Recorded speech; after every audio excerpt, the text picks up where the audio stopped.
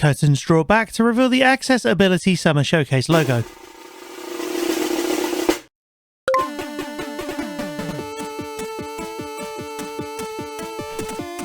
Sponsored by Many Cats Studios.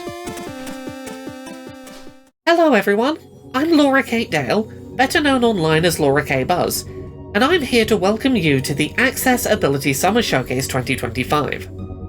I'm a white woman with bright blue hair, shaved short on one side. I'm wearing glasses and a Pac-Man t-shirt. I know you're here for the video game trailers, so I'll try to keep my introduction brief. Over the next 45 minutes or so, you're going to see a bunch of trailers for upcoming video games. Some of them are being made by disabled game developers, and all of them are being designed to be accessible to as wide a range of disabled players as possible. We can't promise that every video game in the showcase will be playable by every person tuning in, but our aim is to make sure that if a game seems exciting, you know upfront whether or not you're going to be able to play it. Our hope is that for most of you tuning in, there will be at least a handful of games shown in the showcase that will have the correct mix of accessibility settings and features that you need to be able to play the game upon release.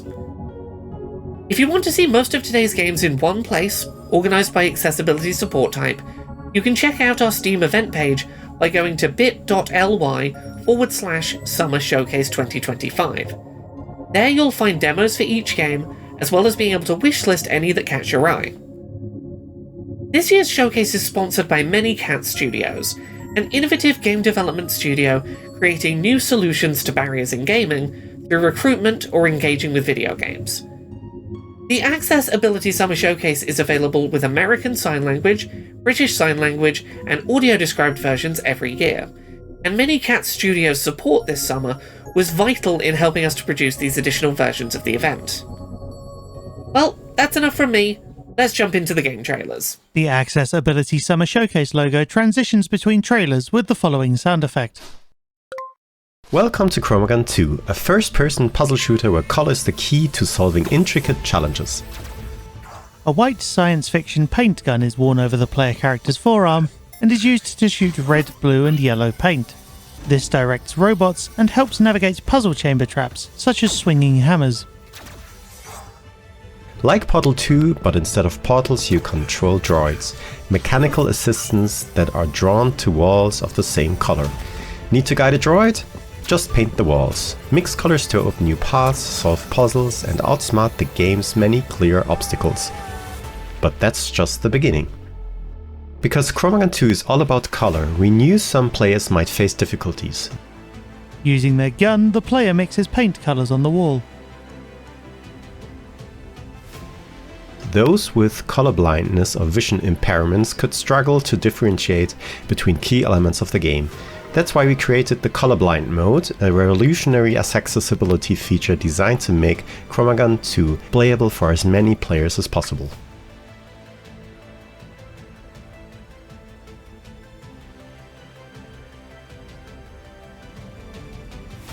In Colorblind mode, colors are represented by unique symbols. Blue is marked with a circle, red a vertical line, yellow a triangle.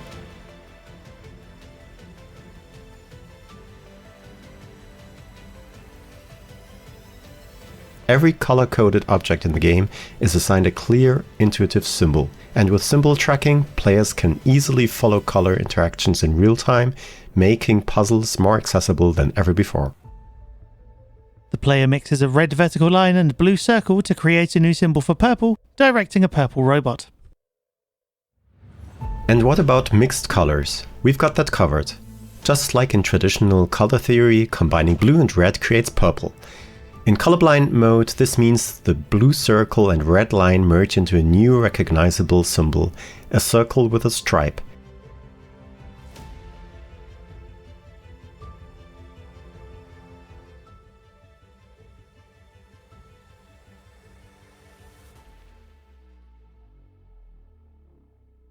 This system ensures that colorblind players can experience every puzzle, every challenge, and every moment of ChromaGun 2 without compromise.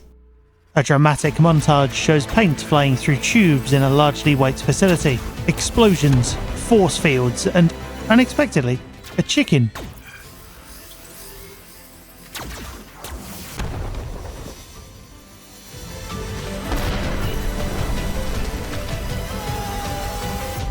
ChromaGun 2, a first-person puzzler with colors, also accessible for people with color blindness. ChromaGun 2 Die Hard. Wishlist now on Steam or the Epic Games Store. Releasing 2025.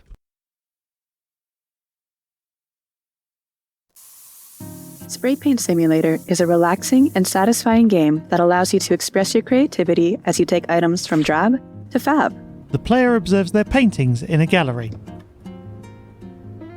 You'll start your own spray painting business, meet with some of Spatterville's most eccentric clients, and fulfill their requests.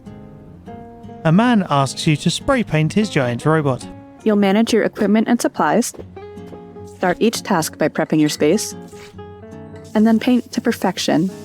The player slowly spray paints their kitchen cupboards light blue. After completing jobs, you can unlock free spray mode, allowing you to paint everything you can reach to your heart's content, alone or with a friend. 2 players paint a suspension bridge red from a scaffold. The team at North Star Video Games, in collaboration with Whitethorn Games, has worked hard to make sure that their game can be played by as many people as possible, and has implemented a number of features to increase accessibility. The player paints sections of the giant robot blue. In Spray Paint Simulator, complete jobs at your own pace. There are no time penalties, and you can leave a job at any point and pick up right where you left off the next time you play. The player returns to a partially painted gallery space. You also have the option of skipping the preparation phase so you can jump right into painting. Use the task highlight feature to show areas you need to mask or paint.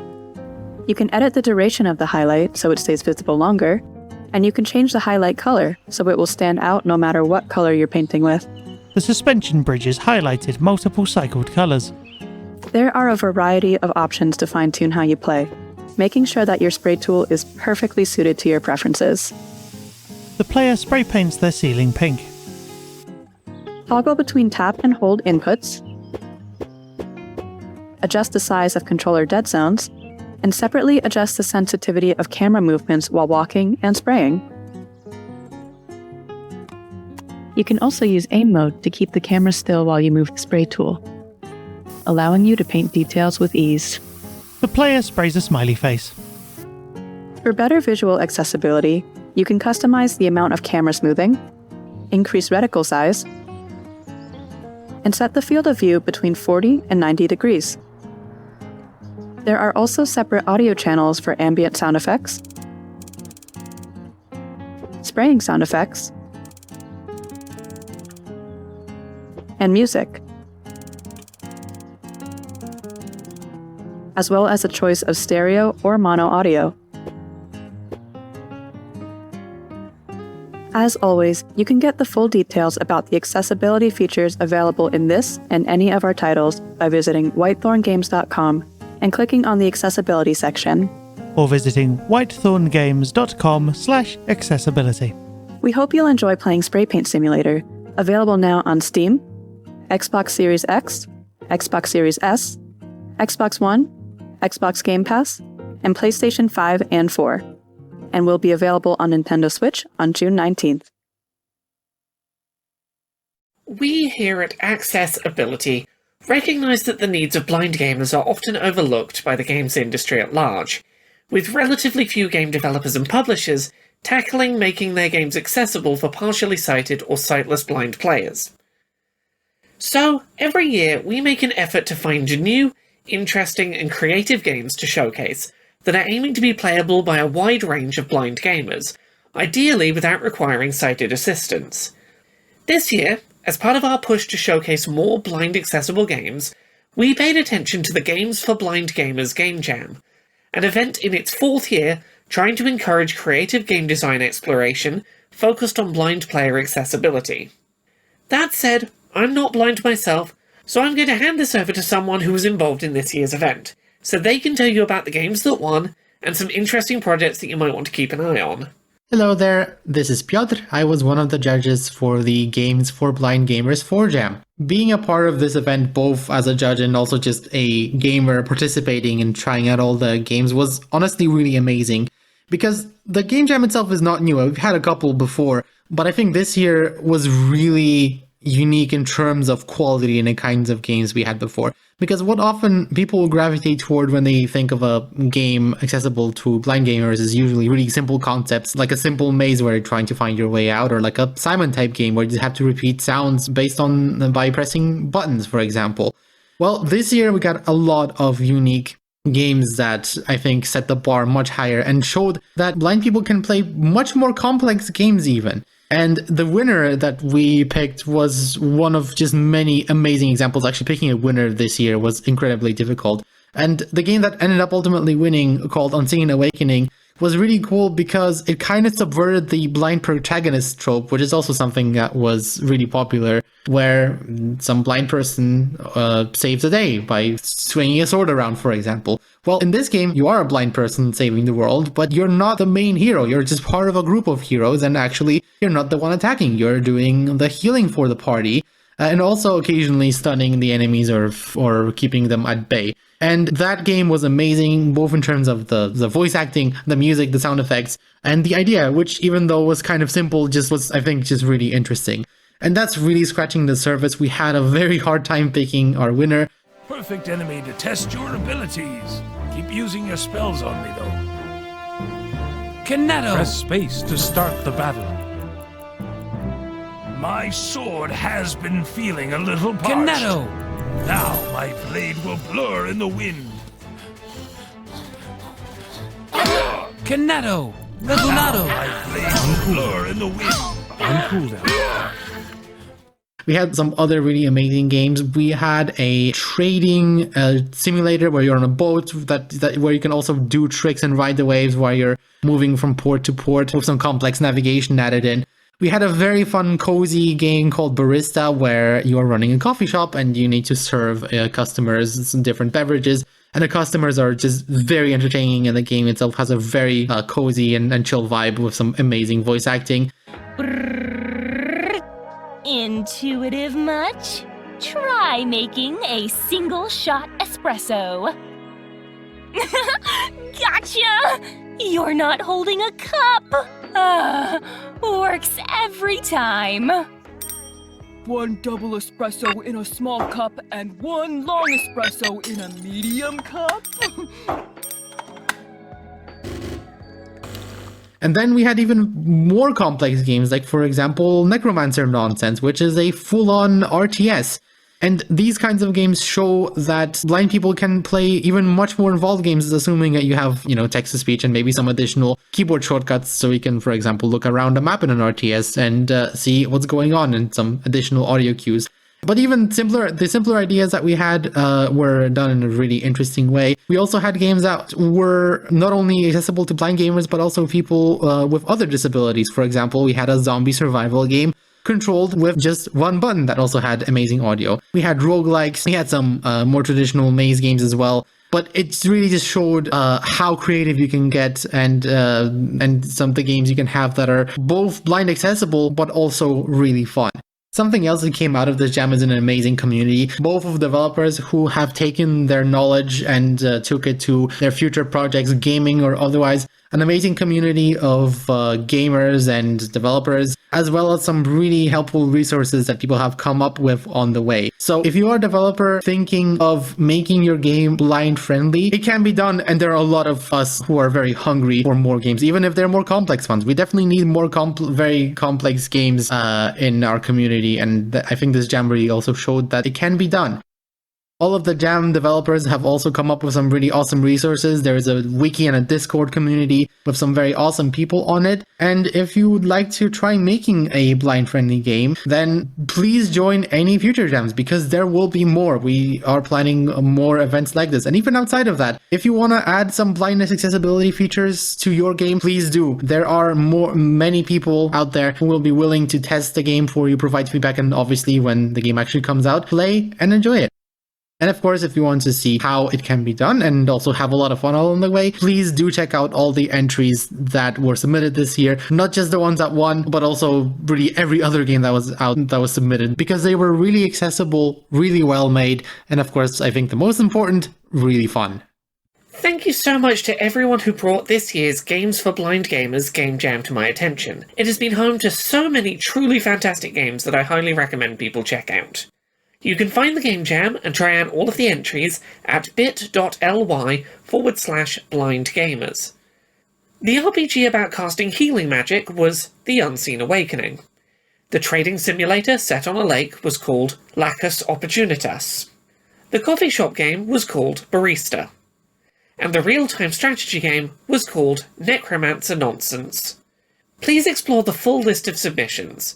We only had limited time today to highlight a few favourites, but there are so many great submissions this year worth playing. Hi everyone, Wobbly Gamer here, accessibility advocate and junior accessibility specialist at Manycat Studios. When Laura came to me and asked me to tell you all why accessibility is important, the first thing that came to mind for me was a story from an event I was at in 2023. I was volunteering on a stand put together by Adapt IT.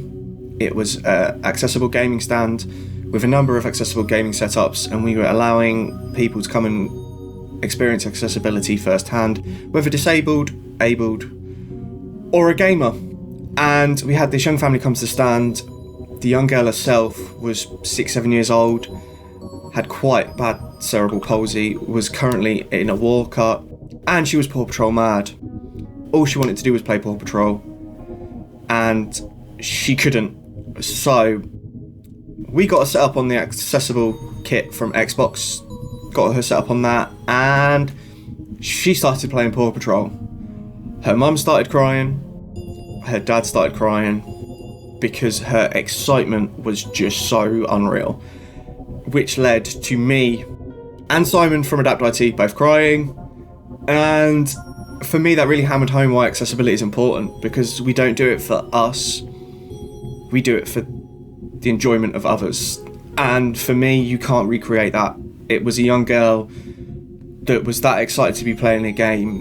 She couldn't handle her emotions and she burst into tears. And I think for me, that's what it's all about. It's about making a difference. Hi, I'm Darzington of the two-person indie studio Darzal Games, and I'll be showcasing the accessibility features for the 2 games we've released so far. I have chronic hand pain and limited manual dexterity, and so we design our games to accommodate people with similar issues. As a gamer, I'm limited in what kinds of games I can play, so we're making more games for people like me. What that means is, our games don't have any time pressure. They can be played with a mouse or keyboard or a controller. Players never have to hold down a button or do button combos. Control remapping is supported through Steam, and we make official configurations for one-handed play. In our first game, Quest Giver, you play as an NPC giving out quests to heroes, but your manager is looking for any excuse to fire you, and the local heroes have little patience for a mere NPC. It's sort of a management visual novel. In each scenario, you choose appropriate quests for the heroes in your roster to help them to level up, as well as navigate dialogue choices to try to get one of the good endings. Quest Giver is a text-heavy game, so for ease of reading we've included 2 font options, a retro pixel font or an easier-to-read sans serif curvy font, and also the ability to show dialogue text instantly instead of spooling it out and thus reducing motion. This puts the emphasis on the game's story rather than the mechanics, so you can focus on getting fired or assassinated, destroying the entire world, falling in love, joining a cult, starting a mutiny, getting seduced by a demon, and more. The player sorts paperwork on their desk before greeting a villager who has come to negotiate a contract.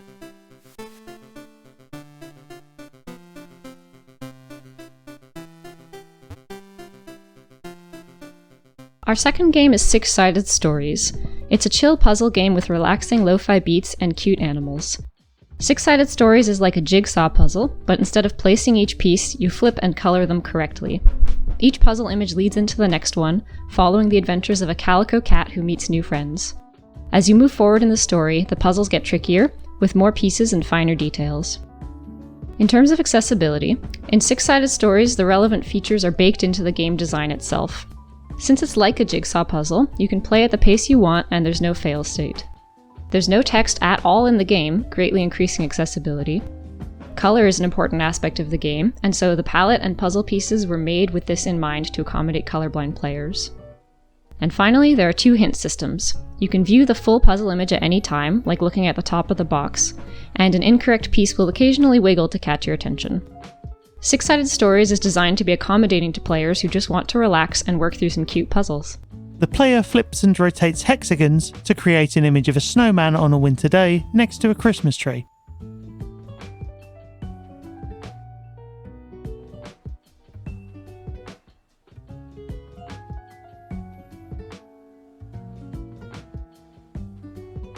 I mentioned earlier that I have chronic hand pain and limited manual dexterity, and this affects me as a game developer and as a player. So I've learned to do all of my coding by voice using a piece of software called Talon Voice. Here's a quick demonstration. If block, camel should show menu, go down, declaration table. A puzzle shows a mouse stealing cookies while a cat watches from the side. It took me months, if not years, to get good at programming like this, and I haven't really found a way to make art hands-free, but I can't let these challenges stop me from making the games of my dreams. Our studio's goal is to make our games playable by anyone who wants to play them, so we're doing our best to make our games accessible, as well as making sure that they run on low-spec computers. We are just 2 novice developers, so we're always open to feedback about how to make our games more accessible. Please get in touch if you have any suggestions.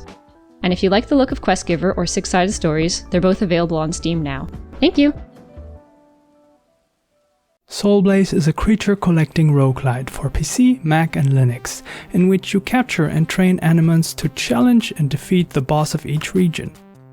The player selects from a series of connected grass patches. The selected patch contains a wild Anemon encounter. Combat evolves around rolling and spending dice to activate your moves, called tricks. Different effects can make your moves even stronger, such as rolling a double or matching the colors, allowing for building around certain strategies by matching trick effects and dice. Soulblaze features a selection of accessibility settings, which I'm constantly improving and adding to, such as the text-to-speech mode, which features screen reader support for native OS text-to-speech systems and NVDA. The player on the left sends out a small fluffy dog with a large tail to fight on the right a blue frog with coral on its back.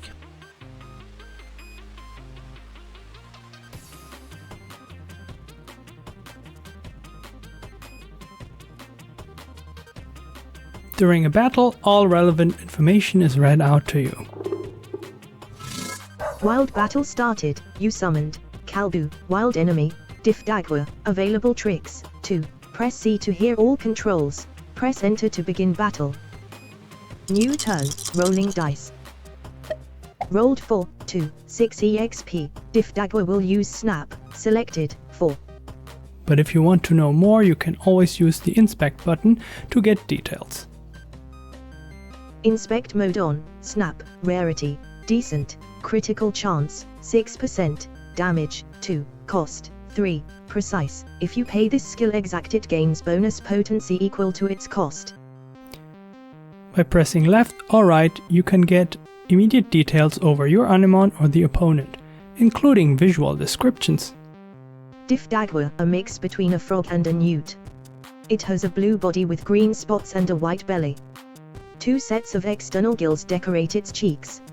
It has lavender eyes and is looking gentle. Anemones are growing from its back. You can play the game with a mouse, keyboard or gamepad, and even touch if you're playing on the Steam Deck. And you can remap all controls in the settings. For players with color vision deficiency, I have made sure to pair all color information with icons. Additionally, you can fully customize colors of UI categories, such as Anemon elements, rarities, or positive and negative effects. Other UI features are enabling the Open Dyslexic font and scaling the UI elements or the text size. With the difficulty customizations, you can select how many dice the enemy has, how much damage you receive or deal, including invincibility, that you defeat enemies with 1 hit, or that capture rate is always 100%. If Soulblaze has piqued your interest, give the demo a try and wishlist the game. Thank you so much. Hi everyone, Laura here again. This next game is a title that I think is tackling a deeply important topic, but one that's not often covered in video games, and is being approached from a more hopeful perspective than you might expect given its initial pitch. The game touches on difficult themes, in this case, life after childhood sexual abuse. I believe this game has incredible potential and is really worth showcasing, but I wanted to give people a moment of heads up as to not be caught off guard by the topic. I hope you check out the trailer. I do think this game is doing something incredibly special and important. Wednesdays is a hope-filled narrative game about growing up after child sexual abuse. It is meant to be played by everyone, gamer or not. The game alternates between two phases: the park, which is a simplistic theme park management game, and the memories, which play like a visual novel or an interactive comic. Both can be played with a mouse, a keyboard, an Xbox controller, or any combination of those. A colourful theme park is seen from above. A whale in a suit discusses your memories potentially returning out of order. Wednesday's first launch will always be in windowed mode, to allow the use of various accessibility tools. The settings are accessible from the start, and at any time during the game. Wednesdays being a narrative game, a lot of care has been put into the accessibility of text. Players can advance in the story manually by clicking or pressing a button, or they can choose to have the text scrolling automatically with 3 different speeds available. A young adult stares out a window smoking. An unseen partner asks where their underwear is. You joke it's on their head.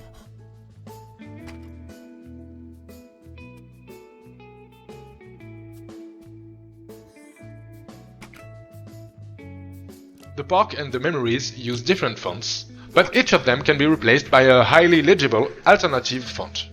5 font sizes are available, from very small to very big. A young child seeks permission from a male adult to go into town by themselves.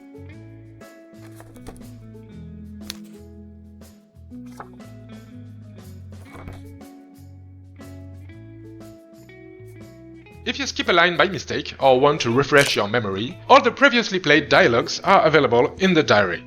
The text is always highly contrasted, and all the color palettes were chosen with different degrees of colorblindness in mind. No essential information is ever transmitted by color. Characters in a smartphone photo speak. One has a square where their head should be.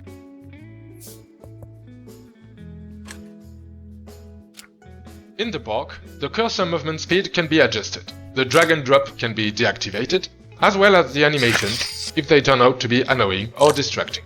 The music and ambient sound volume, as well as the sound effect volume, can be adjusted independently. The game contains no 3D audio effect, and all important sound effects are dubbed with a visual onomatopoeia. Each time the player hits a crate, the word clank appears on screen.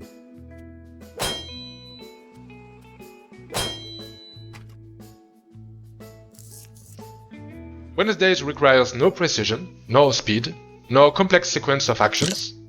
It contains no flashing lights, no haptic feedbacks, and never requires to hold down a button.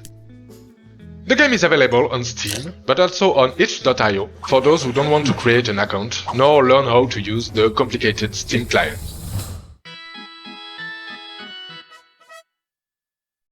This is Heartspell, Horizon Academy, the upcoming puzzle-based dating sim with heartwarming stories and 11 lovable characters. Accessibility is at the core of Heartspell and guides its writing and design. A person with horns has an arm appearing to be turning into a giant plant. Worsening condition, cantrips cost 2 extra to cast. The branching narrative gives players choices at every turn, with romantic and friendship paths for every character. You want something from me? Tell me what it is. The puzzles are challenging, but have no time pressure, and at any time, players can adjust the difficulty or remove the puzzles entirely. The player has a choice of pronouns, including neo-pronouns. You can offer to kiss a feminine demon.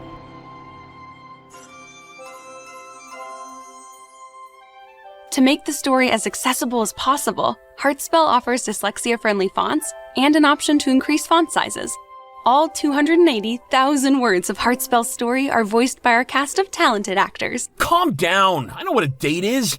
I'm probably awesome at dates. How hard can it be? Oh, babe, there are plenty of fish in the sea, and no reason not to date all of them. During Match 3 gameplay, a person in a red jacket with long, dark, curly hair stands nearby. Heartspell also has more specific options like arachnophobia mode, and the team is always taking community suggestions for ways to make the game even more inviting. Wow, you're amazing! Tasty! Yes. Yeah! Heartspell has a free demo with over 90 minutes of content to introduce its wondrous world and memorable characters. I hope I'll see you there. Here is Gales of Naelli, a narrative-driven strategy RPG from Blind Cocoa Studios. As a colorblind developer, we believe that strategic depth shouldn't come at the cost of accessibility.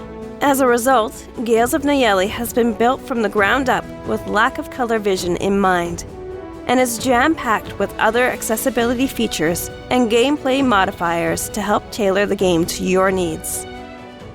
A top-down grid-based strategy RPG map is shown. The map is full of mushrooms and large insects. Battles zoom into a side-on, more detailed perspective art style.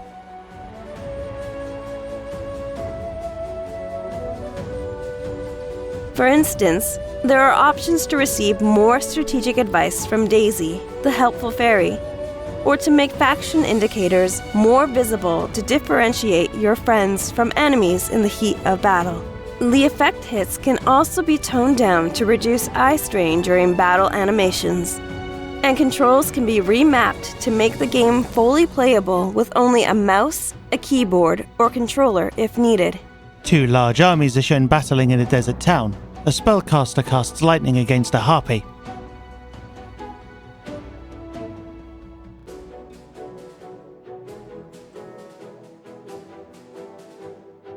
Finally, if you're here to enjoy the story with a more relaxed play experience in mind, you can turn on Ideal Growth Mode, which will ensure your units always grow to their maximum potential. Gales of Naelli is made by strategy RPG fans, and we want as many people as possible to enjoy it. If you liked what you saw, feel free to try out the demo available on Steam and wishlist the game so you don't miss the game's launch this summer. Hi there, my name is Arevia, and I'm a disabled and chronically ill content creator and accessibility advocate from Norway. And I'm also Laura's co-host on the podcast Control All Access. I'm born with a brain injury called cerebral palsy, and I also have arthritis, and due to that, I play games with my feet. Yes, you did hear right, I have a dual setup where I use both my hands and my feet to play games, and it makes it so that I can play a game without any pain. I have a burning passion for game accessibility, and when I saw a game that has added accessibility and are from my own home country was going to be on this show, I knew I needed to present them. So all the way from the land of Fjord and Fjell, I give you Sunlight by Krillbite Studio. Hi, we're Krillbite Studio, and we wanted to give you guys an update on our game, Sunlight. In addition to the existing subtitles, we've added audio description to the game, making it accessible for more people, so they can enjoy this philosophical hike through a beautiful forest. Here's how it plays out. Audio, controls, accessibility, subtitles, off, on, text size large. I'm ready. The sunbeam shines brighter on the leaf. The leaf stem starts growing. New leaves and branches spring from it as it grows into a tall, lively tree in a lush forest. Welcome. Are you sitting comfortably? Are you focused? And not thinking about whatever's bothering you these days? I'm not here to test you. Please, relax. Walk in the forest and listen for the sounds of flowers. Keyboard controls. Move forward with W, left with A, right with D, and backwards with S. Pick up and lay down flowers with space.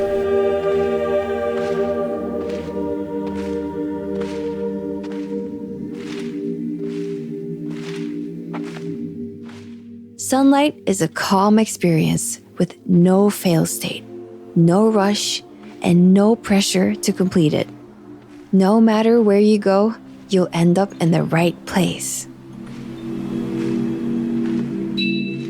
Follow this sound to find flowers. You are now standing by a flower. Press space to pick it up. You've picked up one flower. Slipped my attention. It'll be another week until it's turned. A wave of gentle needles moving over my skin. You are now standing by a flower. Press space to pick it up. You've picked up another flower. The sun sets. It's getting dark. At the outskirts of the forest, there are endless fields of cut tree trunks.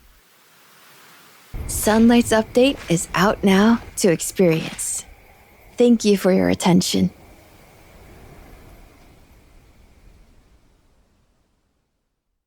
You might have heard about Survival Climber Cairn and thought the game was going to be intense and challenging.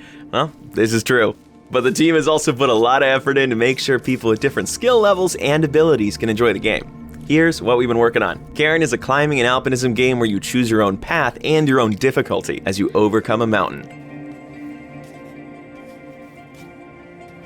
You need to balance your stamina and your position on the rock face to climb higher. There are no predetermined routes up the mountain, meaning you can choose the one that is right for you. Just be sure to take care of yourself with food and water so the mountain doesn't claim another victim. The player cooks noodles on a camp stove before returning to climbing the mountain. We think our newest accessibility option is going to be especially impactful, the rewind. This mechanic allows you to undo any action in the game. You can even see your stamina usage on the rewind bar. After a fall, hit the rewind button and you can go right back to where you want to be. And then you can keep climbing. Not only can you use rewind to take back a mistake, you can also use it to explore and experiment to make your climbing journey in Cairn yours. Cairn also features fully rebindable controls, so you can make your climb feel just right. The player rebinds controls for their left and right hand and foot. We then see the player continue to climb the mountain, taking occasional breaks to walk along less steep inclines.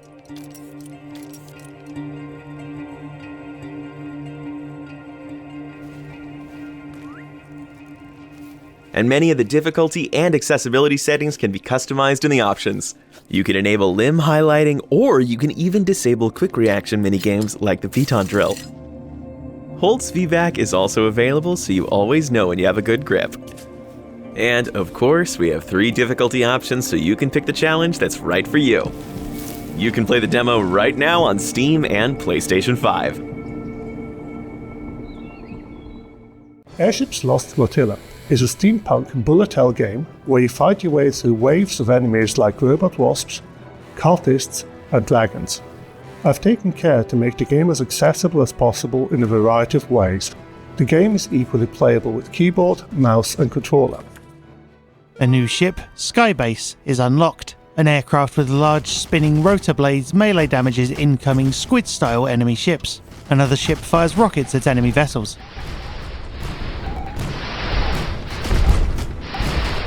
With the keyboard, you can switch between tank controls and directional controls for most ships. And of course, the controls are remappable. If you prefer to play with the mouse, activate Ship Follows Cursor. Finally, you can use either stick or the D-pad on your controller to control the ship. Different shapes and sizes of airship fire missiles at incoming enemy ships, some of which appear inspired by insects, dragons, or other animals.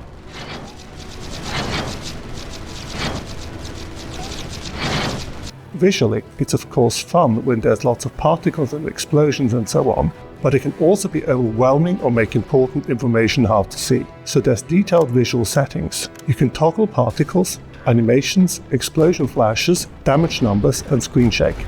You can adjust the visibility of the background to be muted or pure dark grey. And there's a color highlighting mode which turns enemies and enemy shots bright red and pickups either blue or green, while muting all other colors. An airship is shown with a circular saw weapon. The player selects their next mission from a branching path.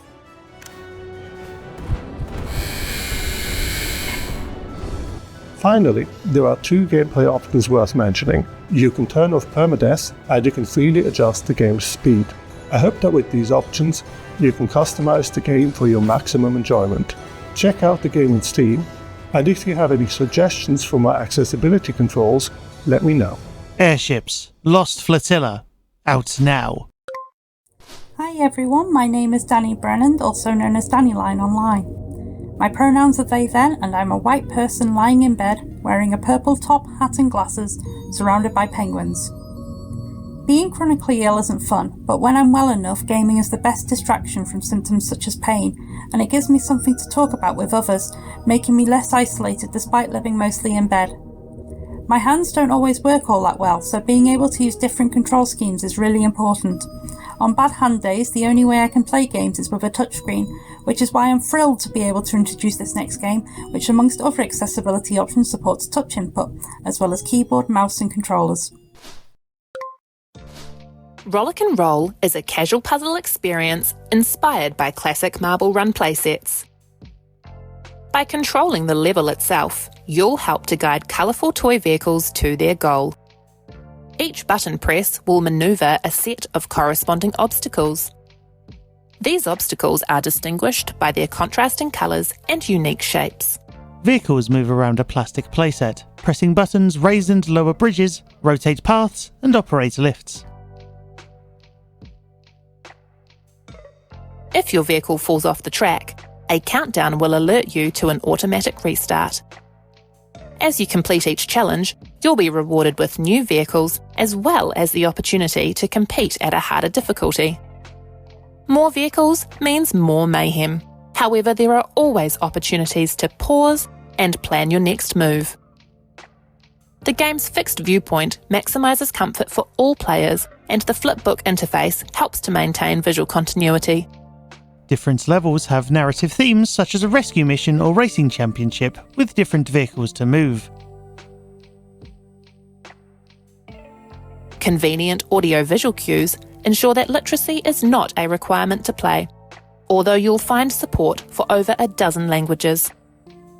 Players can rebind keyboard commands to their satisfaction, or choose to operate a gamepad with a single hand. Colour configuration is also available for players to set their own palette. The racing championship level's colours are customised. Rollick and Roll is still under development, but please try out the demo on Steam and tell your friends. In Trash Goblin, you play as a cute little goblin running a cute little shop. You dig the dirt off trinkets, clean them up, and then sell them to customers. The player is shown cleaning, polishing and repairing a lamp reminiscent of stories about magical genies. Maybe you upcycle them, maybe you make a tidy profit, maybe you invest that gold into your shop, customising it, expanding it, and trying out new and better tools. And we, the goblins developing it, have been trying out new and better ways to ensure that as many of you as possible can enjoy it. For example, during cleaning play we've added a dirt highlighter, which helps you find that last little bit of grime, and we chose to colour it blue to accommodate as much of the range of colour vision deficiency as possible. Plus, now we highlight a trinket's edge when the sponge is hovering over it, for extra confidence. The player can navigate their shop with the arrow keys, whilst controlling camera movement speed, and being able to toggle the camera edge movement on or off. You can now also rotate trinkets with the WASD keys, whilst choosing the object rotation speed that suits you best. A series of cubes is rotated, looking for pieces to chisel away. A human, dressed in only a barrel, comes looking for an esoteric ring.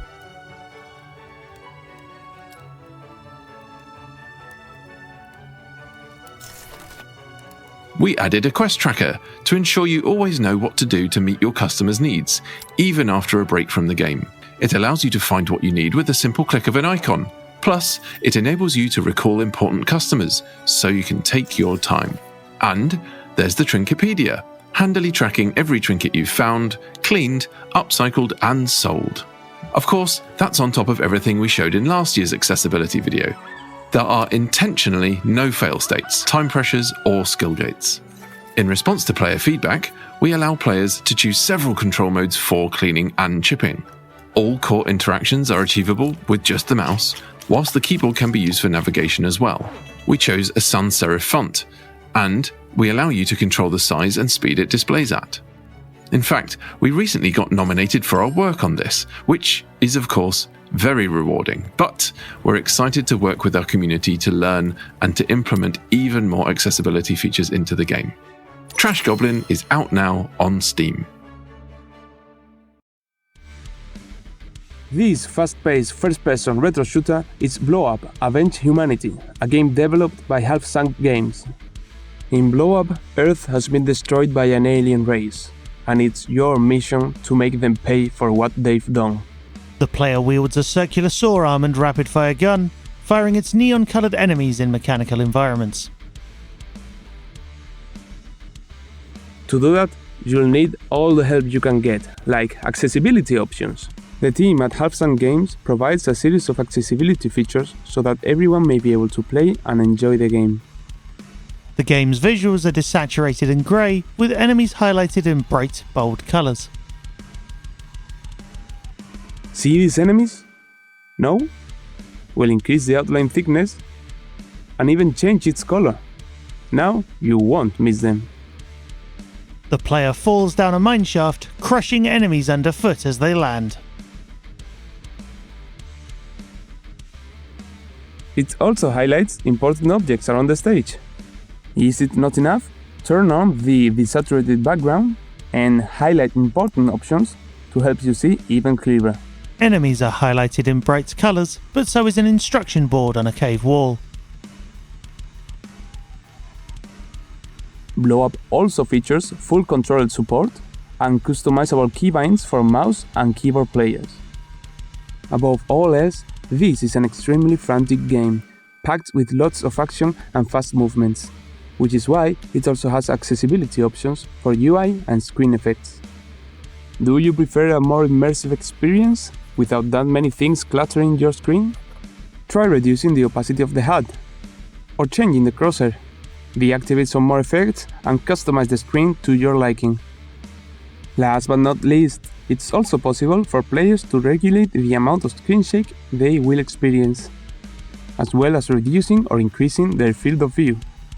This way, people prone to dizziness in first-person games can have an easier time playing.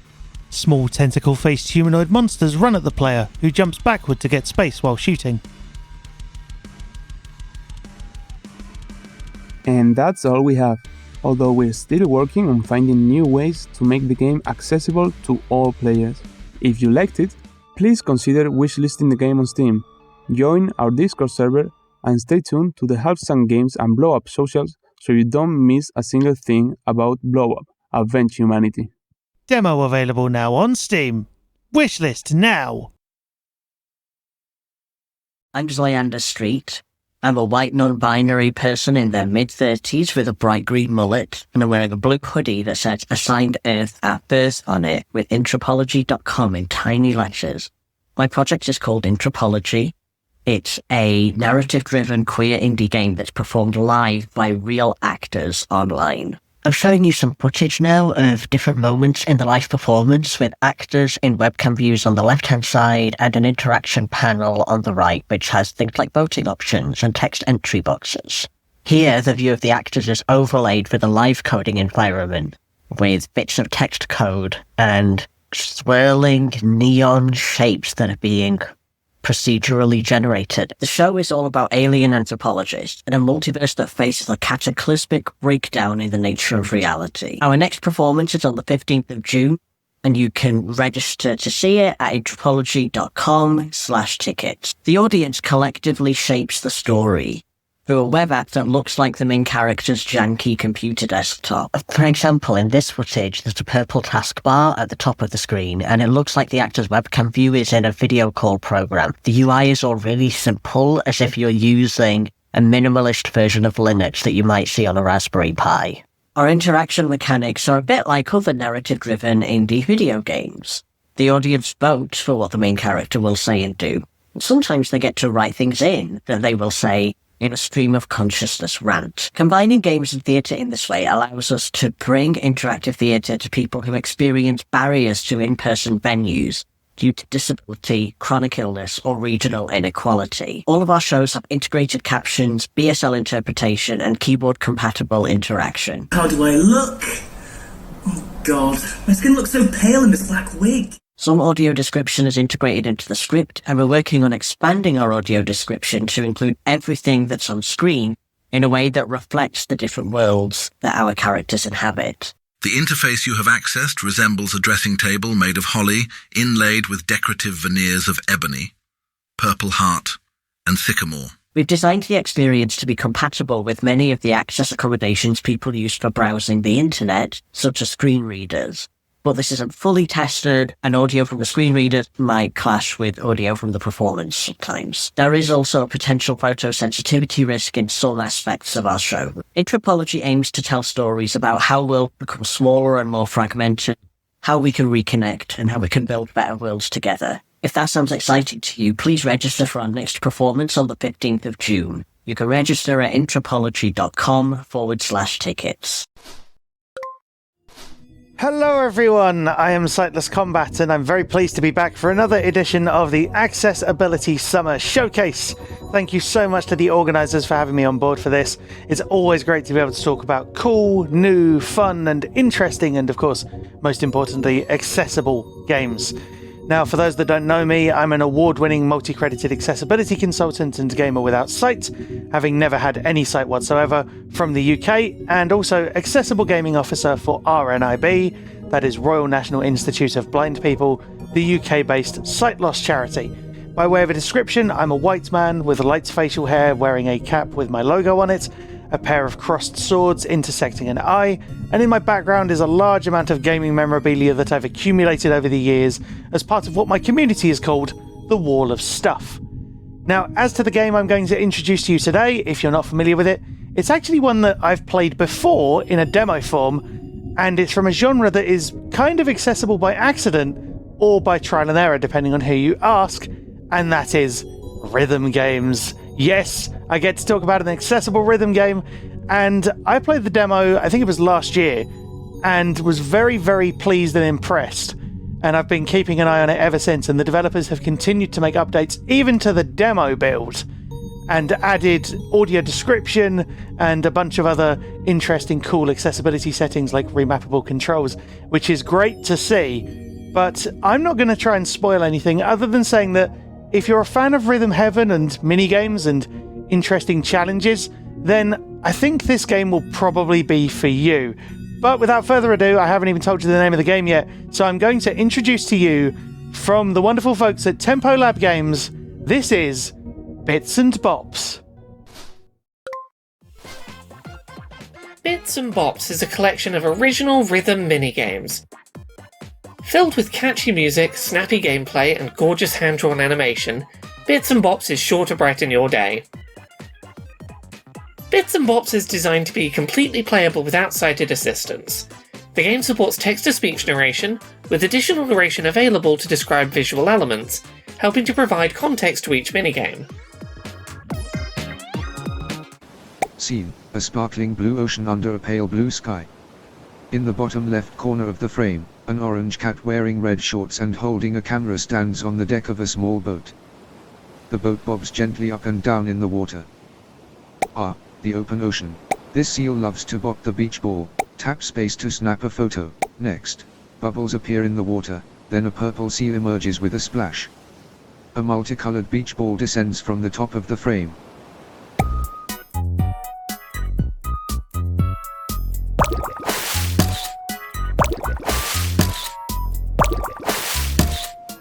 Sometimes he likes to juggle the ball. What a show off. When you hear the bell, get ready to snap 3 photos in a row. Watch the ball for the timing. Next, a ship's bell sounds and the cat whips his head left and right. The seal emerges from the water and bounces the ball twice, then bops it back into the air on the 3rd hit.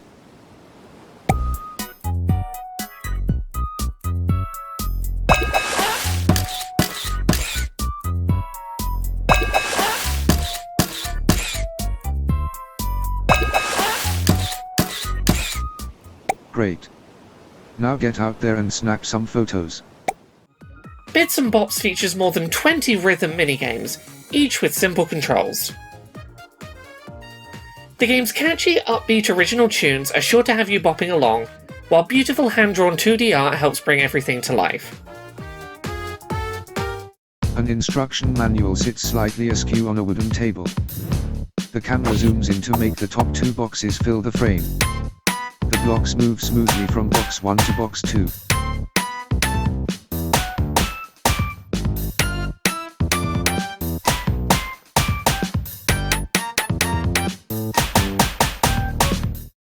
The window blind is down and the room is dim. The blind lifts to reveal a blue wren on the windowsill where the radio previously sat.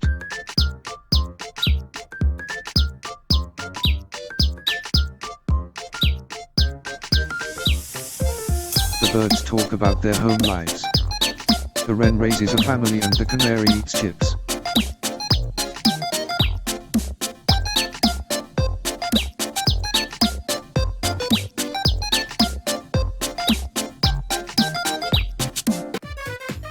And, with their custom game engine, you can rely on lightning-fast response times as you bop along to the beat. Bits and Bops, releasing soon. Hello everyone, Laura K. Buzz here, quickly popping in one last time. This year's Access Ability Summer Showcase is nearly over, with just one trailer left before we draw to a close. I want to very quickly thank everyone whose work allowed this year's Access Ability Summer Showcase to take place. A huge thank you to my wife and editor Jane, who works incredibly hard to make sure this event every year is as polished as possible. A huge thanks to Brad Galloway, whose work on providing American Sign Language for this showcase every summer has been invaluable. A huge thank you to Sightless Combat, who has narrated the audio-described version of the Summer Showcase for the past 2 years. Thank you so much to every disabled gamer who took time to share their stories in this year's showcase, and every game developer who trusted me to showcase their games this year. And a massive thank you to Many Cat Studios, whose support sponsoring the show this year was instrumental in helping to ensure that our British Sign Language interpreted version of the showcase could go ahead with minimal stress. Currently, the plan is for us to return in December with the first Access Ability Winter Showcase. We had plans to launch the Winter Showcase in 2024, but due to some unexpected hurdles had to push back the event's debut. If you want to see more accessible game trailers, tune in Thursday, December 11th, 2025 at 4 PM UK, 11 AM Eastern and 8 AM Pacific. This first Winter Showcase will be a test run for making the showcase run twice annually, so tune in if you'd like to see the showcase regularly published every winter going forward. With that said, thank you all so much for tuning in to another Access Ability Summer Showcase. I hope you enjoy our last trailer, and have a wonderful rest of your day. This is Coming Home, a retro-slasher horror game with a focus on home defense. In the dead of night, you hear someone lurking outside, but you are not defenseless. Watch the cameras, barricade your doors, and have your gun at the ready. Our game is inspired by retro-slasher classics, but our approach to accessibility is emphatically modern. In first person, the player loads bullets into a revolver, then checks camera feeds on their PC to track the killer's location. The game supports directional closed captions. Not only are all sound effects accompanied by closed captioning, but the game can position captions where the sound came from. High contrast mode can render the sundown rippers and any interactable elements with brighter, more distinct colors to help distinguish them from the environment. Collectible documents have clean text transcripts to help with readability, as well as visual descriptions. The game also features screen reader support for these transcripts, as well as all UI elements. While the default control scheme uses a keyboard and mouse, you can play the game with only one or the other. Controller support is also implemented. Any mechanics requiring holding an input can be changed to a toggle. Coming Home is presented as an authentic 80s slasher film. The CRT and VHS effects can be toned down or even disabled to enhance readability. Coming Home categorizes all sound effects and allows you to tweak their volumes by category. You can increase the volume of conspicuous sounds revealing the Ripper's positions, but decrease the volume of sound effects that can trigger misophonia. A persistent crosshair can be enabled to help with motion sickness, as well as an aim cone to visualize the range of the revolver. A shadow walks past a missing person poster on a wall. A killer clown lurks down a hall. We're dead set on making sure anyone can play Coming Home, no matter what their preferences are. The Sundown Rippers don't discriminate, and they aren't picky. When it's sundown, no one is safe. Someone in a suit and rubber chicken mask approaches from the shadows. He vanishes, then reappears near the player, attacking with a curved blade. Wishlist Coming Home now on Steam.